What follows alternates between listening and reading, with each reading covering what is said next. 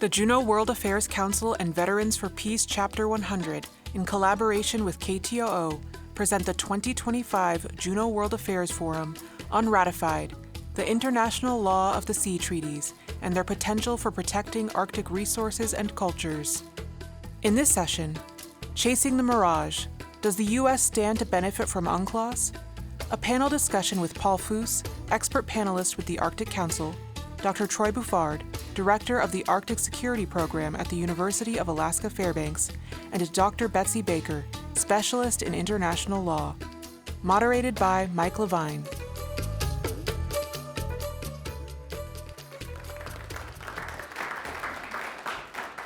Thank you very much, and welcome back to our last event this evening, the panel discussion. And for those who are in the room or watched the previous one, you'll see we have two repeat panelists, just we moved seats a little bit, which is excellent. Our panel is going to focus on the benefits of ratification of the Law of the Sea, and especially with a focus on the Arctic and here in Alaska. And so to kick us off, we're going to kind of pick up the themes that were starting toward the end of the last panel. And I'd like to broaden us in some ways and narrow us in others. So broaden us out from just a focus on national security and security issues and the role that ratification could play in security and in our position in the world. So broaden us from that individual focus and narrow us in, although we've been pretty focused on Alaska and the Arctic, but let's think about are there other benefits to joining the Law of the Sea to ratification beyond national security, and how do those benefits affect us here in Alaska and the Arctic region overall? So I pose that as a beginning, and then we'll pick up on a couple of themes we touched on toward the end, and then, of course, happy to take questions from the audience at any time. So I'll kick it over to the panel, and whichever of you would like to start, that'd be great. You start, Betsy. Say a fresh voice. Ladies first. Ladies first, whatever the choice. I think it's good to really focus on the question at hand. What are the benefits of joining? We've been sort of batting that question around all day, and we've talked about the broader, let's support the international rules-based order. So I'd like to talk a little bit more about what that means. And in terms of what is the UNCLOS relevance to the Arctic, I will simply say this to prompt maybe some questions. The Arctic Ocean, the waters around Alaska subject to the Law of the Sea, whether the Arctic, the Bering, the Chukchi, the Law of the Sea Convention applies to those waters exactly the same way it applies to the Gulf of Mexico, the Atlantic, the Pacific. UNCLOS is a convention for all of the world's oceans. The only provision in UNCLOS that isn't Arctic specific, because it could also relate to the Antarctic, is this 234 you keep hearing about, which is, we just call it the ice covered areas provision. And that is relevant to the Arctic because we do have waters that are ice covered, and there's a little more detail in the actual language. So we can get into that if there are specific questions about that. I think Paul will probably mention it when he talks about the Northern Sea Route, or the NSR, off of the Russian coast. But in terms of the convention and the benefits, I want to step back to the image I used in my earlier solo performance about the UNCLOS itself, the UN Convention on the Law of the Sea, being an umbrella. It was the first global Law of the Sea convention. Since then, agreements have been signed and entered into force that are specific to the issues. The first one was the Fish Stocks Agreement, which deals with fisheries. Just last month, on September 19th, the convention will focus on tomorrow that on biodiversity beyond national jurisdiction, or high seas, which is what's beyond national jurisdiction. That's the second agreement, we also have the implementing agreement, but the second large agreement that takes on a discrete subject matter. And then, of course, we talked briefly about the implementing agreement to Part 11, which was what raised all, trying to sort of improve chances of developed countries signing on to the seabed mining provisions. So we have the Law of the Sea Convention generally, seabed mining implementation, fisheries, and biodiversity beyond jurisdiction. And each of those is, you don't have to be party to join some of those agreements because the United States is not party to UNCLOS, but it has joined the fish stocks agreement. And what we do know is that the Law of the Sea is the foundation for all of those other agreements. It's also referred to in other international agreements. For example, there's a Central Arctic Ocean Fisheries Agreement, which we can get to if there is interest in that, that is not part of this umbrella, it's not under it, but it draws on the same principles that the Law of the Sea Convention draws on. I think Troy's closing comment on the last panel, understand the precautionary principle and apply it. So the precautionary principle is one that also applies in the Central Arctic Ocean Fisheries Agreement.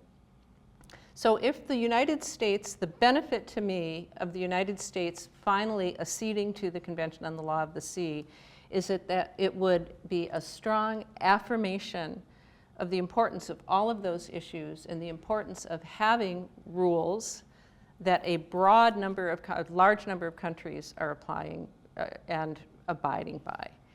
And that's just the starting point. And I'll stop there and then we can dig into any of those that might be of interest. I'm going to compliment, I think, Betsy's opening remark here, which is, I think it's no secret that this planet is getting much more difficult.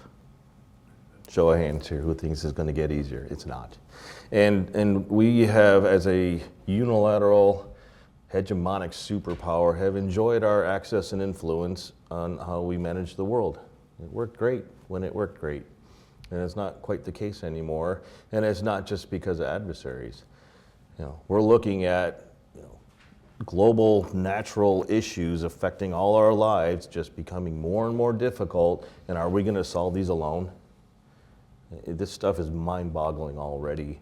We have to do this as a team. We have to be prepared for future international agreements and efforts that are going to solve these problems we know is on the way. And a lot of these are going to look to what exists right now that's working UNCLOS. Some of that's going to come right out and we're going to apply it.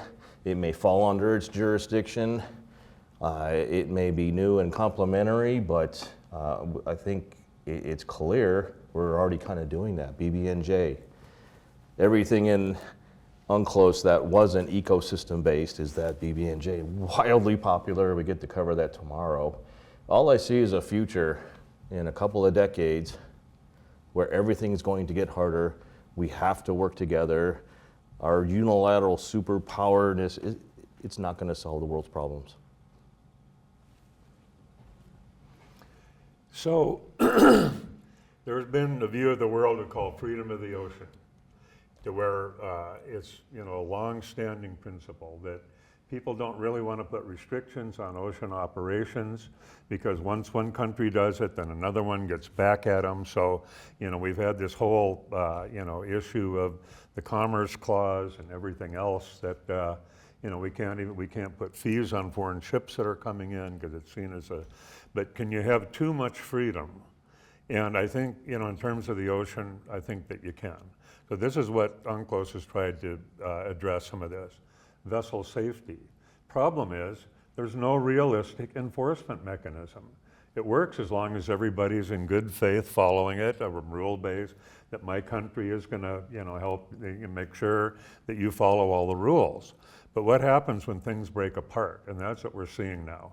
We're seeing ghost ships that are turning their AIS off.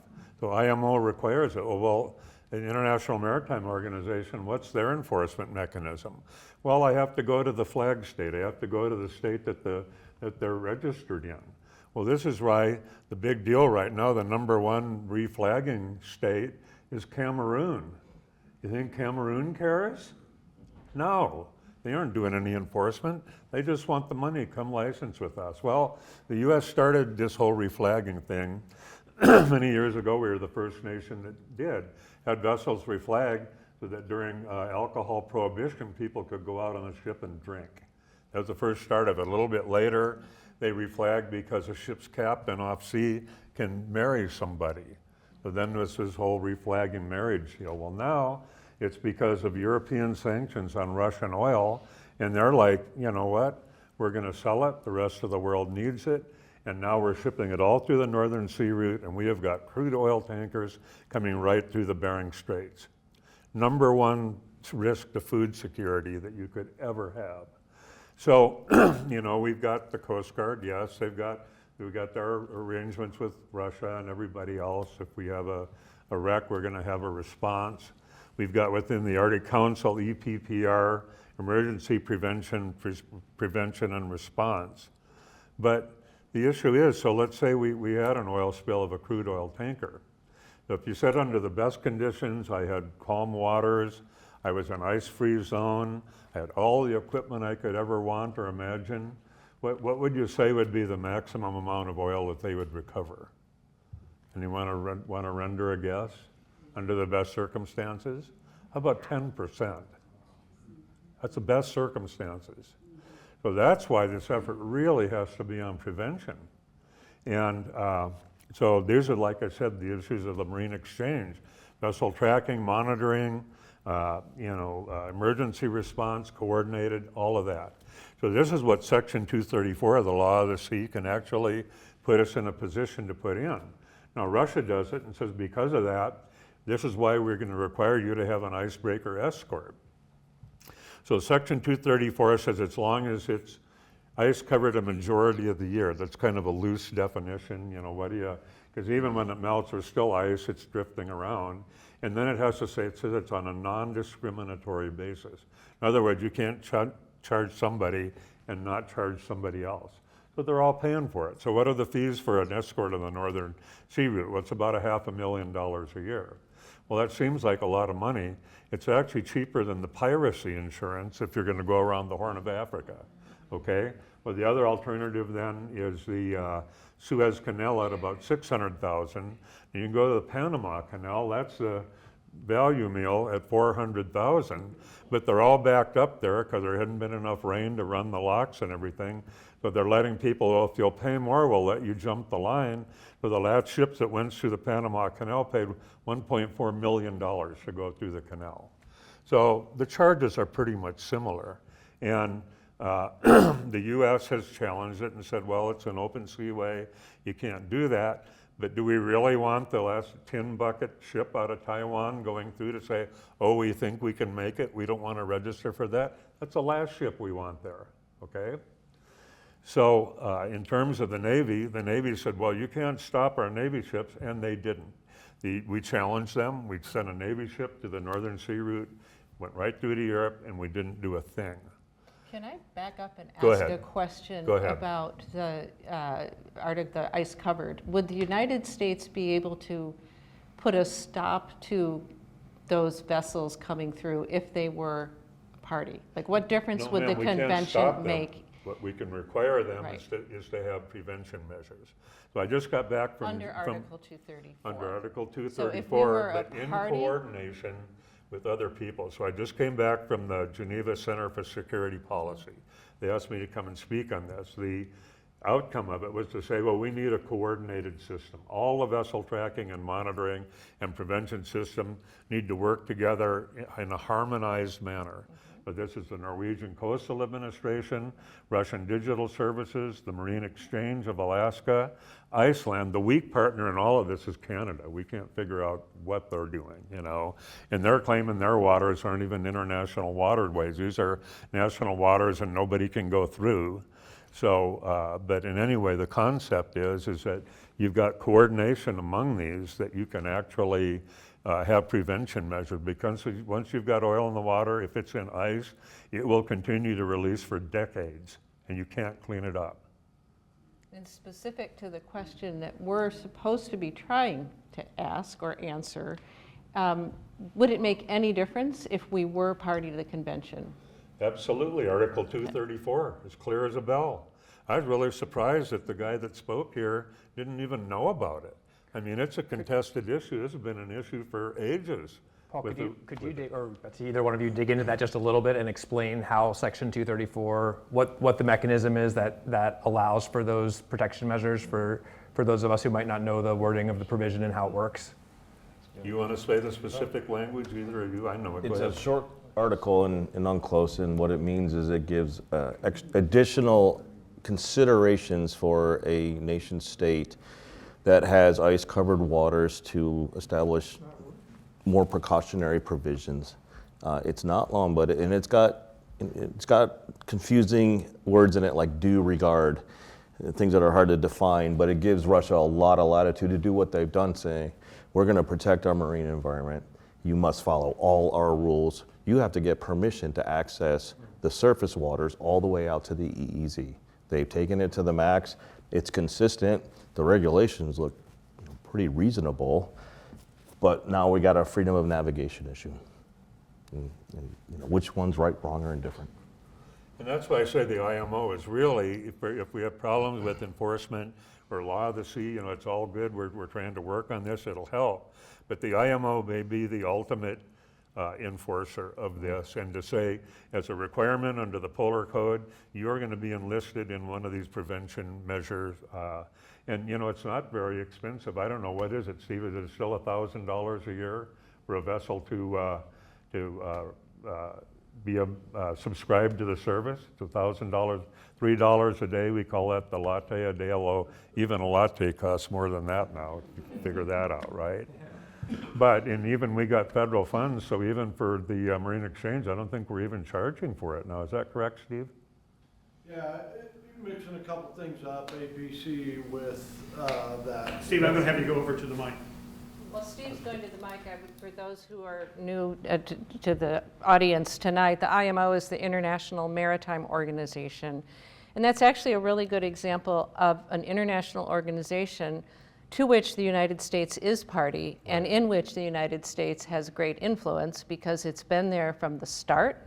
It's helped to shape the rules as they've developed. It serves on all of the subcommittees, and that's a really excellent example of the value of being part of an international treaty. Including the development of the Polar Code. Right. For this exact purpose. And because we're not party to UNCLOS, we don't sit on the same committees in the same way. You're an observer. You can't shape the policies all over the 30 years it's been. That's right. So. Can I see Steve? And I think I'm going to try to reframe. Let me make sure I understand the question that Steve's being asked, which I think is, if we were party to UNCLOS and we had this authority under Section 234, what are some of the examples of tracking and protection measures that could be put in place? I think that's kind of a summary of what you were trying to ask Steve to answer for us. Yeah, that's great. Without getting into cost structures, because it's very different in different places around the country, and there's different organizations that do it. But for instance, IMO traffic lanes through the Bering Straits, if people were participating, it could be government funded. The government could say, hey, we're going to pay somebody to look at this and communicate with vessels if they're not following it. It could be a participatory thing where a vessel charges and has a fee structure with it. Thanks, Steve. And let me just add, so if you had radar, we could actually pick up the ghost ships. Now that's what, when we went and put the system, we got invited to go to the Galapagos Island and set up the system in there. And that was one of that we said to them, put in radar as well. So you pick up a vessel that's not there, that's turned their AIS off, that's a needle in the haystack. That's the guy you need to go after. But we haven't been able to get funding or authorization to put radar up, but that's a next level of technology that you can use to get more compliance. Let's go ahead with a question. Sure, we'll keep going on the topic of the IMO Polar Code.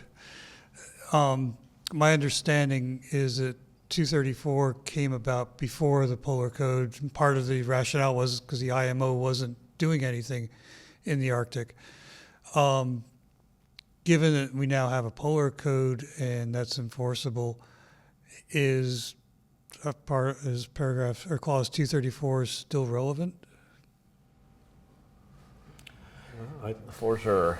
Polar Code does more than just address Article 234. It almost is a completely different regime. It allows for initiatives to continue to add to prevention measures, like consideration of switching HFO fuels to more green fuels, and whatever measures are of interest to help prevent and deal with situations. Polar Code is very flexible. And it has the power of turning it instantly into international enforceable law. So another tool of the IMO is routing measures. And we work with the Coast Guard, we work with Russia. We jointly proposed for routing measures in the Bering Strait. And they were established to where if you're going through there, you're supposed to stay in those channels. We know it's safe. We know it's deep water there. We've got some anti-collision things going. And so as we've tracked them, we found pretty good actual compliance. When we looked at it, the ships are actually using it. Though within that is also areas to be avoided, environmentally sensitive areas along the whole Arctic coast. They said, don't even go in there. So we've got that in the Aleutians, and when our watchstanders at the Marine Exchange see somebody, they're going into an area to be avoided, we're on the phone with them. You're going the wrong way. You're trying to go through the pass that isn't deep enough for your ship, or you're going into a sensitive area. And so they get back to us and say, oh, thanks very much, we're rerouting and everything.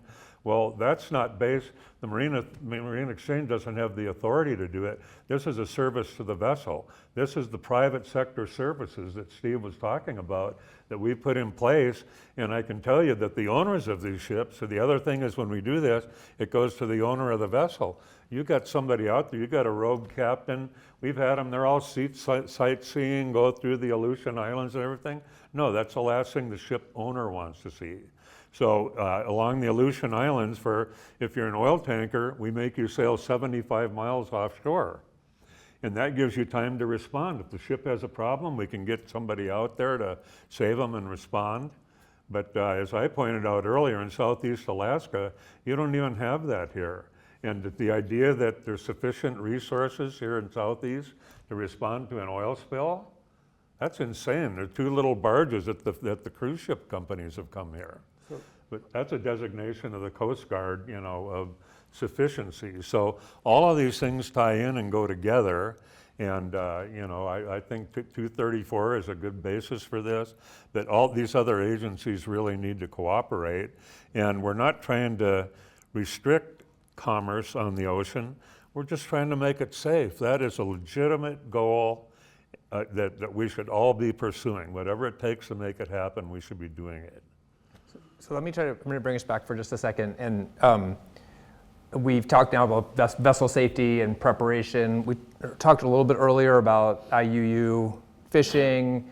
And so curious your perspectives on whether there's benefits from joining UNCLOS to fisheries enforcement, and how that would actually manifest itself. We heard Steve say earlier, the Coast Guard is enforcing. So what are the benefits to joining UNCLOS for enforcement of fisheries issues? And then related, Betsy mentioned the straddling stocks, the fish agreement and the Central Arctic Ocean Fisheries Agreement. Specific to fish or whichever topic, what are the benefits of UNCLOS as a agreement forcing mechanism? This is related to what Paul was just talking about on spill prevention, but I see it on fisheries and potentially pollution. So enforcement and consensus building, how does joining UNCLOS help us there? I guess as a lawyer, you always start with the text. And if you look at any international agreement, not any, but most of the international agreements on fisheries that came into force after UNCLOS, they all reference the Law of the Sea Convention. And it doesn't mean you necessarily have to be a party to the Law of the Sea Convention, but this is almost a negative, a detriment of not being party. If for whatever reason the UNCLOS, the Law of the Sea Convention, becomes under threat or under challenge, as we're seeing from China in the South China Sea, that pillar of all of the other fisheries agreements is weakened. And what do you do when you have these fishery agreements that refer to, in the opening paragraphs, acknowledging the principles of the Law of the Sea Convention and drawing on other components of it? If the Law of the Sea Convention is weakened, and we are weakening it, I believe, by not being party, then it sort of becomes a Genja puzzle, right? When you pull out one piece, what other piece are you affecting? And in this new international, I won't say it's disorder yet, but we are moving, as all of the panels and all of the speakers have said, we're moving into a new era of international law. And we don't want it to become a new era of international lawlessness. So we need to do what we can to shore up those agreements that work. And whether it's for fisheries or other issues. But that's a general approach I would take. And to be able to adjust, much to what Captain Steve said, if you think about the previous decade and our problem with IUU fishing and largely trying to get China to change its behavior, we ran into issues and it was very frustrating, and the Coast Guard's out there trying to chase down hundreds and hundreds of ships, of which a few would peel off, would be sacrificed, and the rest of the fleet would bank on illegal fishing, get home, net win China every single day. There's no way the Coast Guard can deal with this. So they changed their tune. Beginning of this decade, they said, look, we can't do this. And I've asked people, why don't we have sanctions against China for this? And they never have an answer. The reason is why we have a problem. You cannot blame China as a nation state for this activity. There's no proof this is state-sponsored IUU fishing. They're like, it's not us. So it gets relegated, and by definition, it becomes a sub-state actor criminal activity. So our State Department can't bring the hammer down on China and say, sanctions, stop the behavior, right?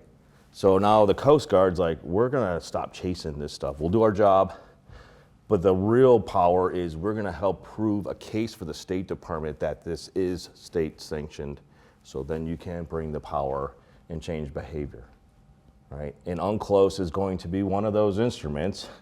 If we were party to it, we could refer to it, use it as the enforcement behind that and the other agreements to full power. But China's like, well, you're not even a member. It's hard to take you serious and all the other issues, so. So it comes back to this reflagging issue. You can put all the rules that you want in place, but if they reflag to some other nation and you're expecting that nation to enforce the laws, they're not going to do it. And then they've also got it to where you can't even tell who the owner is. So beyond that, for this, Russian shipping, another sanction we put in is, well, not going to let them buy insurance for their shipping of crude oil. Well, now they have no insurance policy to clean it up, right? They say they're insured. They form some little group in Russia, say, oh yeah, we're insuring these vessels. You need Lloyd's of London if you're going to have a crude oil spill, right? To do that. So insurance, another aspect of this, and it's just like, we're the ones, we're like the collateral damage. We're like the drive-by shooting of all these things. And I don't know if they really thought of the impact they would have on Alaska. These are horrible for Alaska. And it's like, well, you're just taking one for the team here, or we don't care, or we don't know, or what? But these are the impacts. So, a lot of this, I just look forward to the day that one way or another, this Ukraine war is settled. I don't know what it's going to be, so we can get rid of all these distortions. Because of it, we've got all this Russian fishing, they're overfishing their quota, they're dumping in the market to try to make money to keep the war going. In the meantime, it caused a devaluation of our fishing industry, which lost $1.8 billion last year because of it. These are all economic effects on Alaska. So we understand why both sides are doing it. We understand why we got sanctions. We understand the response, but we're the ones that are taken in the shorts because of it, over and over. Question from the audience. Yes, thanks. Wanted to take a segue from Betsy and Troy's discussion and really the overall theme of law enforcement here, focused on fishing and oil cleanup and environmental protection. But to Steve's point about maybe current things that are in the current news or current priorities, that opportunities for, in this case, support for UNCLOS, we're curious is to the extent that that would have a bearing on other illegal activities in the high seas, and such as like the piracy we combated around Somalia, or more recently, like the Trump administration's pursuit of the narco boats in the Caribbean or down from Venezuela. Does UNCLOS, would that talk to that or affect the ability, both diplomatically or militarily, to engage that effort? Well, likely, bad actors tend to not follow rules, and UNCLOS is going to provide that ultimate law to enforce, right? Which is one of the Coast Guard's statutory missions, which is to enforce international law for the United States. And it's not as easy when you're not a full party member to the operational law framework of the planet called UNCLOS. They do their best, and for the most part, norms, decades of norms and expected behavior help to drive what they can do. But ultimately, if the Coast Guard needs help from the higher authorities and diplomatic power to say, hey, we got to affect change. So our law enforcement mission is easier and more meaningful. We're not in the room where we don't have a voice, we don't have a vote, and the State Department is just that less powerful. So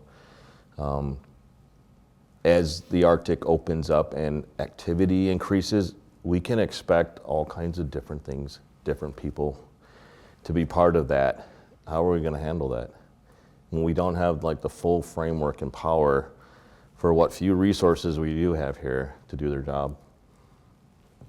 So I think, bombing those ships is probably extrajudicial. It's probably illegal. It probably violates all the norms. But I don't think Donald Trump cares, right? So Congress put a resolution forward to stop him from doing it, and that failed, so it's over.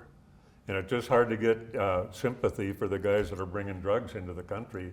But I think it probably is extrajudicial, but I think it's also going to continue. And to be clear, those are not rules that are in the Law of the Sea Convention. We're talking now about violation of laws of warfare, and so there are different bodies of law that dovetail but don't necessarily apply in the same way. So you're saying if we can classify it as terrorist or an act of war, then we can say that's justified? If they can, and that's a big if. Okay, well, And I'm not, there you even go. then, there are many questions that are not relevant to the Law of the Sea Convention. Yeah. And part of the challenge here is the right people to answer these questions are our federal service members who are doing the job. They're not allowed to talk about that. They're not. That's the problem. Is I'm doing my best to guess, and Dr. Baker is, as an authority, trying her best to inform the situation. But the real people that need to say, I can't do this. If I had UNCLOS, I could do this. They can't say that. They can't talk to the public because they have to take the position of the U.S. government. That's a State Department responsibility. We're just doing our best to sort of talk about it. Let's go to the audience. Yeah, so as far as UNCLOS and our input on international law as far as resource extraction and novel resource extraction goes, with trawling, we've made strides here in Alaska in setting aside places that aren't allowed to trawl because can have an 80% bycatch rate and is basically the equivalent of clear cutting a forest. And as far as UNCLOS goes, would that allow us to have more input onto boundaries around these fishing areas? And then for I believe it's lithium nodules and rare earth minerals on the sea floor that people are looking into extract. As far as that goes, and as we open up this area more, do we have inputs on that? just as much as anyone else? And will that affect how we manage our closer waters and everything? Will they have more input on us as well?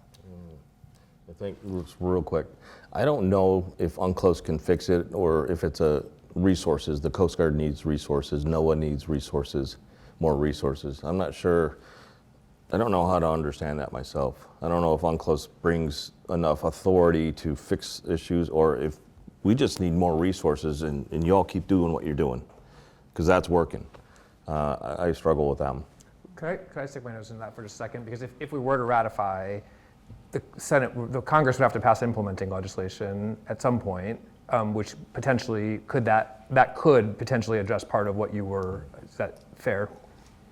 Yeah, I mean, it could obviously open up for higher authorities too, but he needs resources, and that's the daily burden, and it takes a long time for treaties and stuff to get in effect.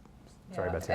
On the trawling question, I don't see a direct connection between what UNCLOS can help a state regulate, but there is the fish stocks agreement is only it's the straddling fish stocks agreement. So if it's something that straddles two different national water boundaries, then there could be some implications there. And the fish stocks agreement itself is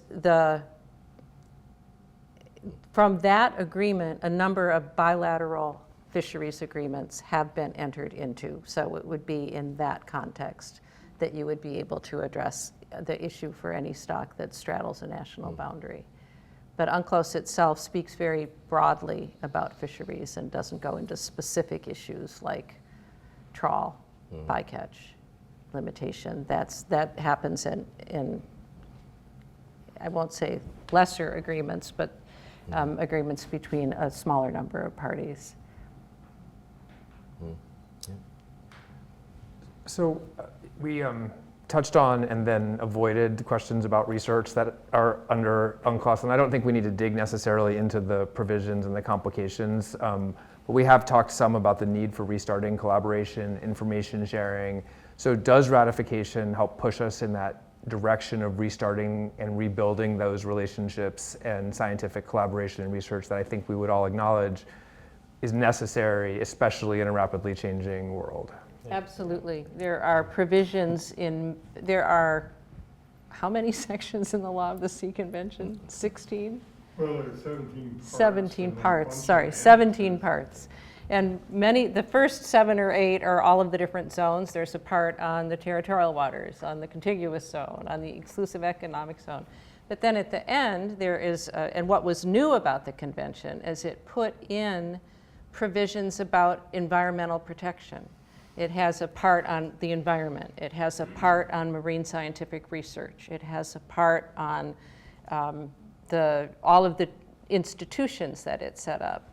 And in many of those parts, it requires there to be either the best science available being applied or collaboration, especially when it comes to environmental protection, that you have to collaborate with other states to protect the waters in your common region, right? And then that gives birth, hopefully, and has, to yet new agreements between a subset. So regional seas agreements have grown out of that basic obligation to share information, to work together, to provide the best data to understand the problem at hand. So it's a very general obligation, but it can be made more specific in regional agreements. And it really depends upon good faith of everybody working together. So when you don't have that, and you've got sanctions for other geopolitical situations that are blocking it, the entire system breaks down. You can have all the wonderful things in the law, but if you have the people that are intentionally sabotaging it, and for good or bad reasons, whatever, there could be a lot of justification for it, but in any case, it is sabotage, and that's the case. That's where we are right now.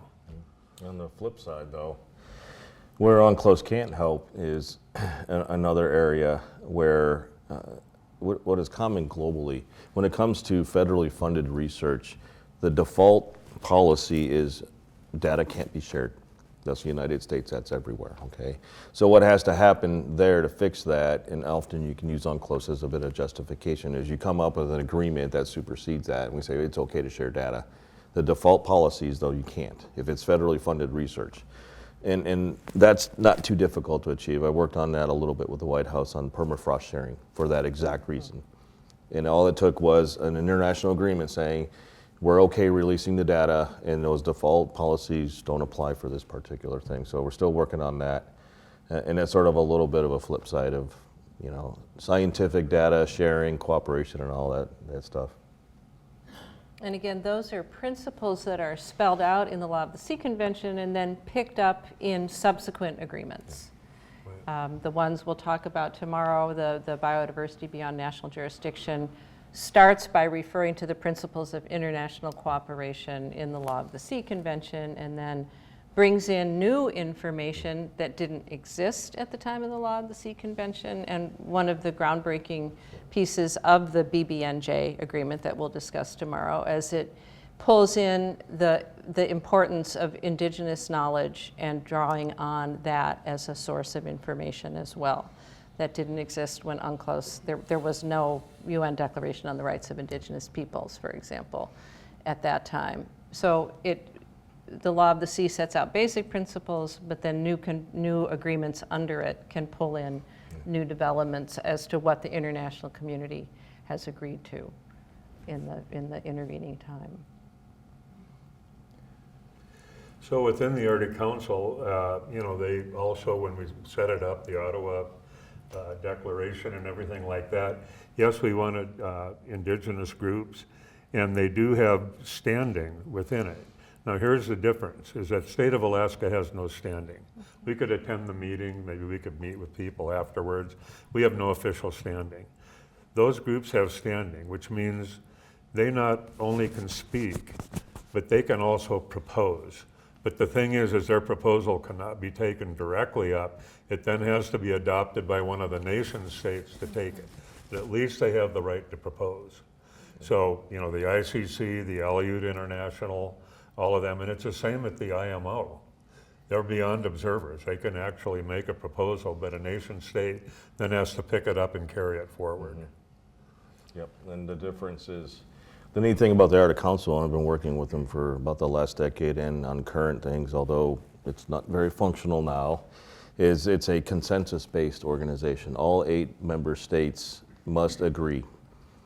But it's the only form of its kind in the world. You have 6 permanent participants who are the indigenous representative groups who form the basis of the proposals and priorities and needs. And the working groups kind of manage all the work, but that relationship is phenomenal. In Juneau, we've held ambassador level senior Arctic official meetings. In Fairbanks, we had the ministerial meeting. It's the only forum on the planet, international, where member states right next to them are indigenous peoples. There's no other forum in the world like that, right? It's phenomenal. UN, IMO, everywhere else, it's adversarial based, majority rules. This is where China is starting to win. You know, consensus based, 8 nations, not particularly difficult to get agreement, very effective. Everyone loves the Arctic Council when it's working. But it does put out some of the best work, and when it was fully functional, there was no better products and results in research. All 8 Arctic nations said, here's the official thing you need to know about this issue. Here's this one, here's this one. There's nothing better. It was amazing, and I miss that so much. Yeah, me too. And to be clear, that is, the Arctic Council is not a legal organization. they don't make policy. It generates no legal no requirements. It's really a research body, but the power of it was that all of the 8 Arctic states, today we've been talking just about those around the Arctic Ocean, but there are 3 others, come together with indigenous peoples to address real concrete problems, like how are we going to improve shipping safety? Right. What about marine environment protection? So IMO, it's not a legal body. IMO is an observer, one of the newer ones, and it's phenomenal. When it's working, it's just amazing. And I hope we get back there. Russia wants back in. let me see if I can, I don't know if this is an optimistic question or not. I've been kind of wrestling with this in the back of my mind. And because earlier you guys gave your stump speeches for Alaska politicians for joining or ratifying UNCLOS.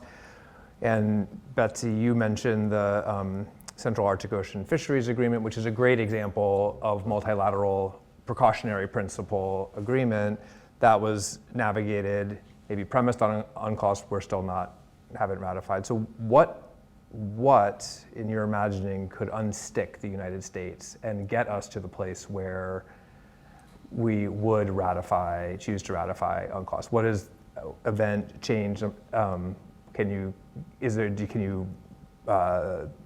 think of what change is needed and how we might help drive that change?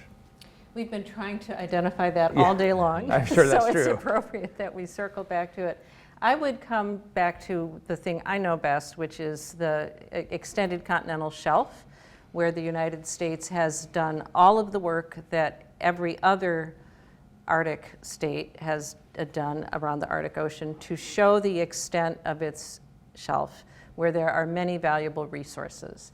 And I think the problem that we face, you're probably tired of hearing me say this, is that because we're not party to the convention, it's not clear whether we can get the same affirmation from the commission that reviews all of that scientific data as a party can.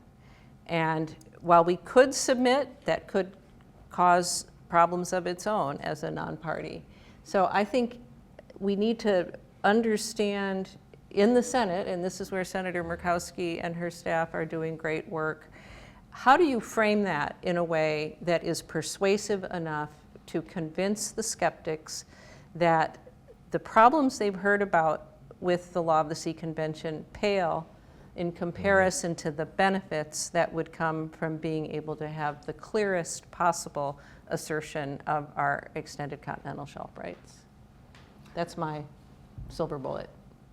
Sometimes threat is a bigger motivator. So this idea of China being able to dominate the world rare earth, and we don't have an equal standing with them within the International Seabed Authority, that's a big one. That's a national security issue. So I think that kind of breaks into that side. The other thing is I have not heard our Senator Dan Sullivan give a position yet. And he's running for office, so we don't know whether we'll hear anything about that soon. But he has standing with a whole different set of senators, you know, in the way that he's operated and, you know, national security, his focus on that. He might be able to help, but I haven't asked him, and I don't know that anybody has. Tough question, for sure. Earlier we were talking about this.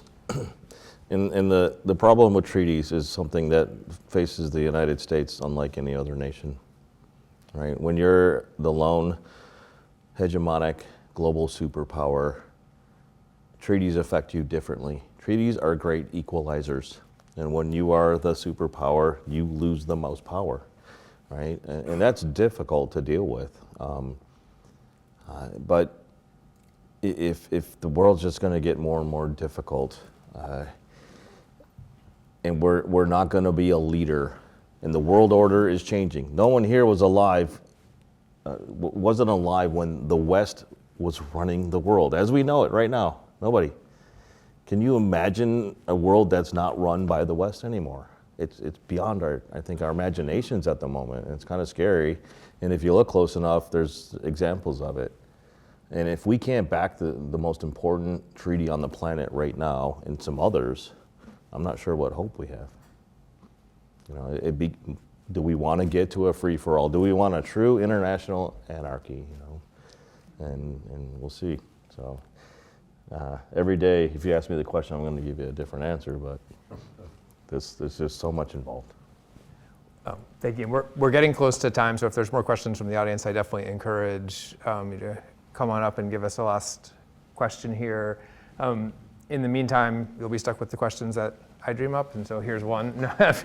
You know, we talked, Betsy, you referenced the biodiversity agreement being inclusive of indigenous voices, where UNCLOS predates the UN Declaration And it seems climate change and rapid change in the environment will be another one of those issues that post-dates the creation of UNCLOS, right? And so wondering if, assuming for the minute that we were get to a place where the US would ratify and there will be coming on next agreements, what did the three of you see as the basis for those next agreements? I know we've talked about vessel safety and preparedness. Where else are we headed with a ratified UNCLOS? Well, okay, so climate change and how that affects the Arctic. We know we're warming sooner, but what it spawned is a whole, let's shut down all oil and gas in the Arctic. That'll fix it. No, it wouldn't mean even one drop less of oil being burned. Okay, what's the alternative? We're 400,000 barrels a day. The Alberta tar sands are 1.6 million barrels a day. And they're saying, great, shut down the Arctic. They're offering to the US, we'll provide you all the oil that you want. And of course, it's the dirtiest oil in the world. And they said, and we have enough reserves, we've calculated we can do that for the next 149 years, okay? That's the alternative. So that's why we went to the COP29 to say, don't take it out on us. It's not the 4 million people of the Arctic producing oil. It's the 8 billion people of the rest of the world that are burning it, okay? Don't put that on us.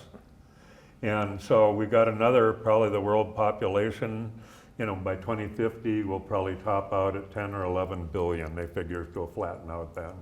But there's another 2 billion people of the world. There are 2 billion people of the world that don't have any energy, that would like to have it. And so what the outcome of the COP29 was, the International Energy Agency gave a report and said, look, we're going to really super aggressively push renewable energy, wind, solar, everything.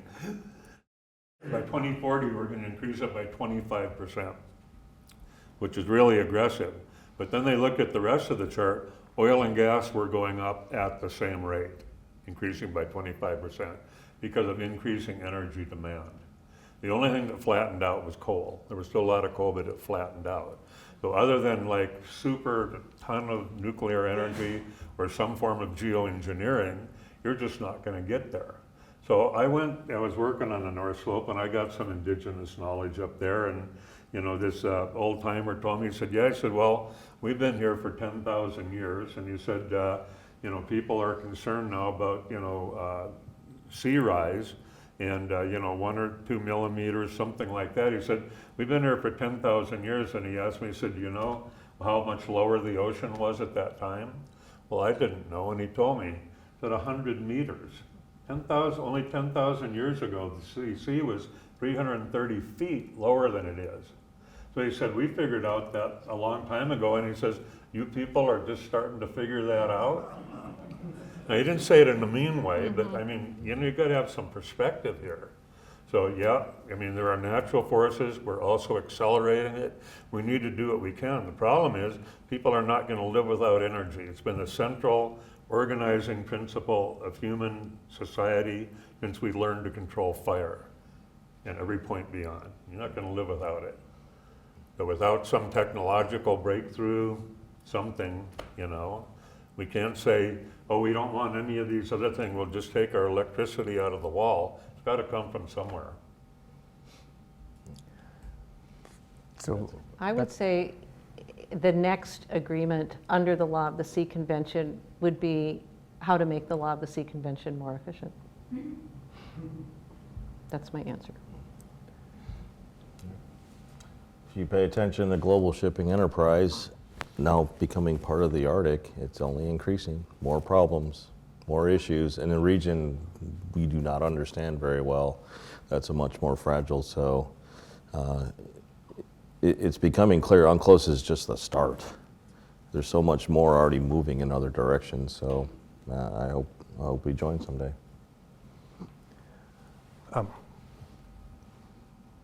Excellent. We'll fill our last minute here with the last question. That's perfect. I just have one simple, quick question.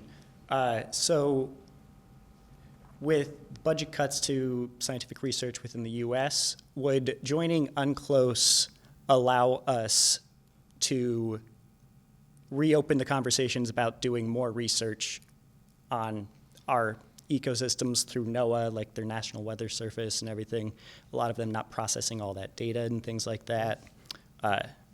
Would that be able to open up the doors for us to leverage that more? They could resource it, they could facilitate it, they could direct the IMO, hey, focus resources on this kind of research. You don't need the United States. Put the groups together and let's get busy.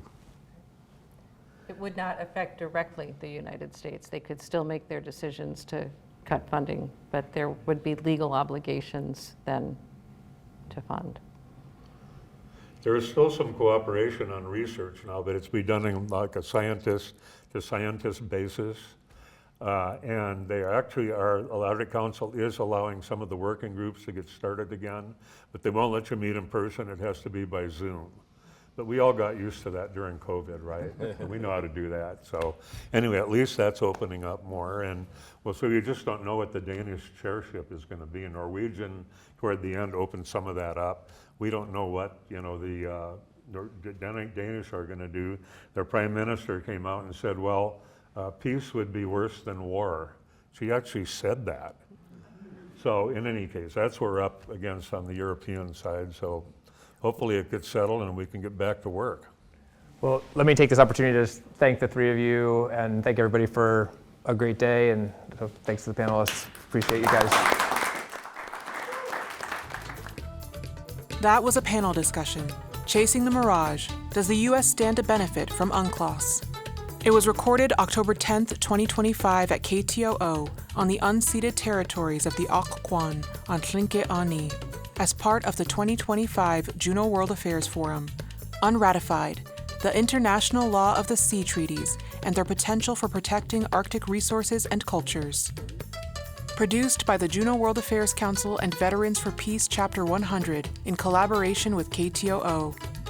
With support from Core Alaska Kensington Mine, Wastman & Associates, Ramada Inn,